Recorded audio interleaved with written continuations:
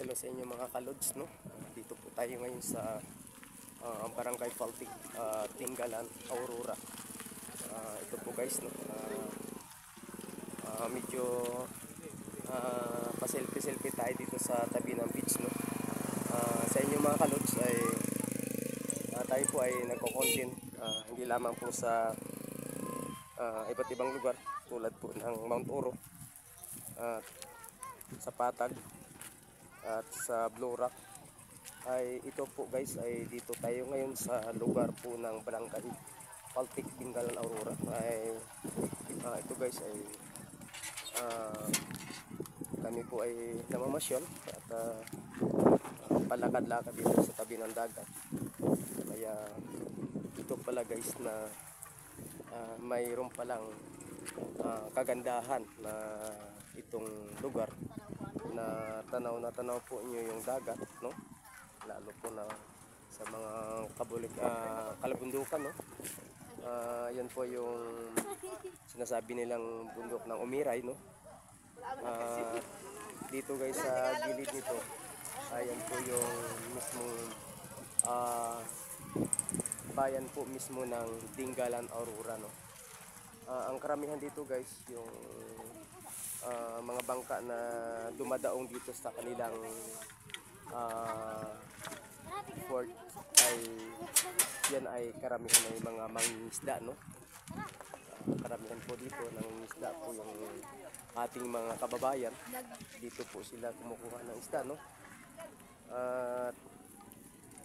At makikita niyo na doon sa mga malalayo ay malalaking mga bangka, no?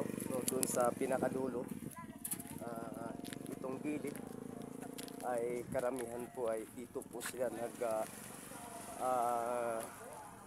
namamasyal, no? Lalo na po sa ating mga mamayan dito po sa Barangay Faltic. At ito guys ay kakatapos lang po ng dumaan ng bagyo, kaya makikita nyo marami pang mga buhos na siminto na talagang hinampas po ng alon, no? Parang tsunami na ito. Kaya ito guys, makita nyo yung mga kalsada na nasa gilid at nasa paanan po ng bundok. Tingnan nyo guys, napakaganda po ng kabundukan, no? Talagang malalaki mga puno at green na green. Parang singkulay po ng kaulapan, no? Tingnan nyo guys, no? Blue na blue, no? Yung ating kabundukan at napakataas nitong bundok. Kung mapapansin nyo guys yung bundok nito sa gilid po ng Barangay Faltic, pinakamataas po ito kumpara po dun sa ating inakyatan na bundok ng Mount Oro, no? Siguro guys, hindi pa tayo makarating dyan dahil hindi pa namin alam kung anong bundok dyan. Pero alam ko po guys, ay yan po ay isa din sa area ng sinasabi nilang bundok ng Sierra Madre, no? Kaya napakataas talaga guys yung mga kabundukan dito. At makikita nyo, green na green at malalaking mga puno. At yan po guys ay ayon sa info natin sa ating mga kaibigan dito sa Barangay Faltic ay wala po dyan na mga mamayan na nagpuputol ng mga puno. Ayan po ay binabantayan po ng ating DNR, no? Dahil yan po ay napakataas na bundok at napakadelikado o sinasabi napakahasard kapag yan ay nawalan ng mga puno, ay dahil yan po ay maraming mga mamayan na ninirahan po dito sa paanan ng bundok. Kaya mismo yung ating mga taga rito ay sila po ang nagbabantay dyan, no? Na maprotektahan ang ating kalikasan, no? Lalo na sa ating kabundukan tulad na yan. Kaya kung ating mapapansin, talagang nature na nature talaga guys, no? Tingnan nyo guys yung pinakatuktok ng bundok na yan, no? Parang sing katulad din ng Mount Oro, no? Sapagkat ang inyong kalods nung nakarang buwan ay tayo po galing din doon. So natunghayan po natin yung mga nasa mga patag. Ang area na yan guys ay nung tayo po umakyat sa bundok ng Mount Oro, ang ating tinatanaw ay ang Quezon City, Marikina at Makati at Tipolo. at San Isidro, Marikina. Halos po yung sentro po ng Kamaynilaan ay atin po nakikita. So balit dito guys, kapag tinitingnan nyo po yung bundok na yan, ang matatanaw mo yun guys ay yung pinaka kalawakan ng karagatan po dito sa Dingalan, no? At makikita mo sa kabilang side mga matataas na bundok, no? So siguro guys sa mga next week o sunod na week ay tayo po makarating din sa mga ganyang lugar, no? Tayo po ay makapag-content doon at sunod din ng mga araw ay tayo po ay kukuha ng bangka, no? Tayo po ay mag-try na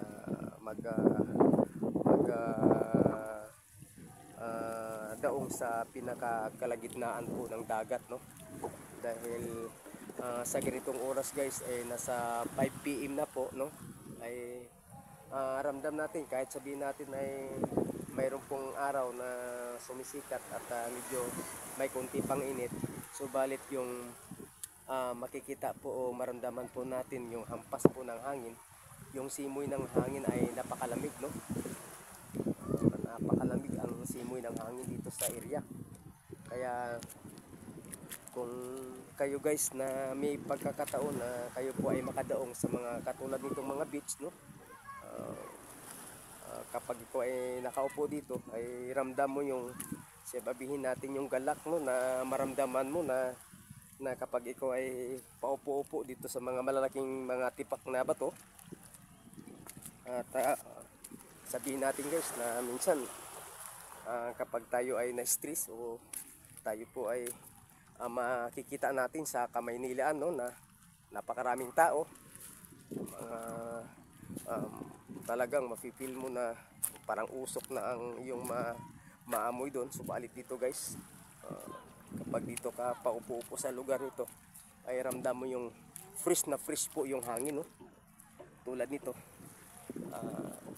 napakasarap na tumambay kahit sabihin natin na sa 5 PM po ng hapon at makikita nyo yung araw na sumisikat at medyo may konti pang init, no? Kaya yung ating pagko-content at yung ating pagtutok ng ating kamera ay medyo konting conflict dahil medyo masilaw po yung ano ng araw, no? So balit makikita mo dito guys, habang dito tayo nakaupo ay napakaganda yung simoy ng hangin, no? Nakakaali yung konting alo ng dagat.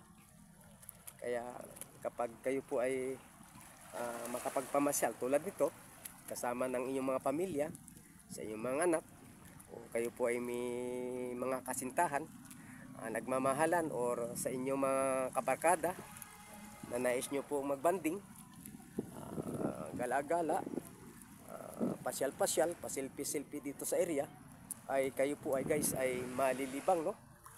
Kahit ang inyong kalods, kahit nag-iisa lamang na dito habang nakatayo dito sa gilid ng dagat, subalit yung aking mga kasama na nasa gilid diyan sa unahan ay sila po din ay paupo-upo, no? At kasama ng aking Kuya Rick at sa aking pamangkin na si Christine Romantico, no? Dito po yung aking pamangkin kasama ng kanyang anak. So guys, hindi ko sila po na kunan ng aking kamera sapagkat medyo nasa unahan po sila guys, no? Po sila nakaupo. At ang inyong kalodi ay mismo dito na mismo sa tabi ng mismo ng tubig ng dagat, no? Kaya kung tingnan nyo guys ay masarap dito magtatampisaw. Kung sinasabi po natin sa ating pagko-content na tayo po ay naliligo sa mga waterfalls, tayo po ay dumadayo sa iba't ibang lugar, tulad ng Blue Rock ng Rodriguez Rizal at yung ilog po ng Sitio Bangkal ng San Isidro Rodriguez Montalban at yung ilog po ng San Mateo. Subalit inyong kalods ay dagat mismo ng Barangay Faltic, Dingalan, Aurora, na narito mismo na tayo mismo sa tubig. makikita nyo guys yung tubig, blue na blue at napakalinaw. Masarap po magtatampisaw dito sa tubig nito, tulad dito guys. Alam nyo guys, yung tubig tabang kumpara sa tubig dagat, ang tubig na tabang guys ay kapag ikaw ay naliligo ay may limit lang na oras na pwede kang magbabad, sapagat ang tubig tabang ay tabang nga guys. So balit yung tubig dagat, kahit abutin ka ng 24 oras nga nakababad sa tubig, sapagat ang tubig ng dagat ay maalat, sing tulad ng alat ng ating katawan. Kaya ito po guys ay isa po yan sa herbal o isa sa mga nagbibigay ng maganda sa ating kalusugan kapag tayo po lalo na po kung sa umaga ay kayo po ay naliligo dito sa tubig dagat, no? Kaya masarap guys kapag minsan hindi lang po sa ilog tayo po ay nagtatampisaw, ay kailangan din minsan nasa dagat din. Subalit guys, alam na po natin na hindi biro na tayo po ay maliligo sa dagat, sapagkat ay tayo ay taga Maynila, taga Quezon City po tayo, ay hindi biro na tayo po ay dumaong or magta-travel patungo sa mga karagatan, sapagkat ang karagatan po ng Maynila tulad po ng Dingalan ay may 7 hours kang gugulin na oras bago ka makarating sa karagatan. So balik kung ikaw man ay pupunta ng Batangas, ay magbibilang ka rin ng napakalayo at ilang oras din bago ka rin makarating doon sa lugar na yan. Kaya naisin po namin guys na dito po kami pumunta sa dagat ng Dingalan, sapagkat ay may mga kapamilya or mismong aking pamilya nga taga rito mismo. Kaya ako ay nagpapasalamat na minsan nabanding ko yung aking pamilya na naging kasama ko sila. So balit guys, next episode ay magko-content din po ako ng kasama ko sila, no? So balit to una pong episode na tayo po ay nagko-content dito sa tabi ng dagat ng Barangay Paltic, Dingalan, Aurora. Sa inyo mga kalods, maraming salamat po sa inyo, lalo sa aking mga viewers, sa aking mga friends. Please subscribe lang din po yung aking YouTube channel, Kanoy. Yan po ay makakatulong sa amin bilang mga content creator. At lalo na din po sa aking FB page, Aurelio Pinol. Maraming salamat po sa inyo mga kalodi, sa inyong suporta at sa inyong patuloy na tumatangkilik, lalo sa ating pong gawain bilang mga content creator. At higit sa lahat sa aking mga friends, sa aking mga followers at sa aking mga viewers. God bless po sa inyo mga kalods.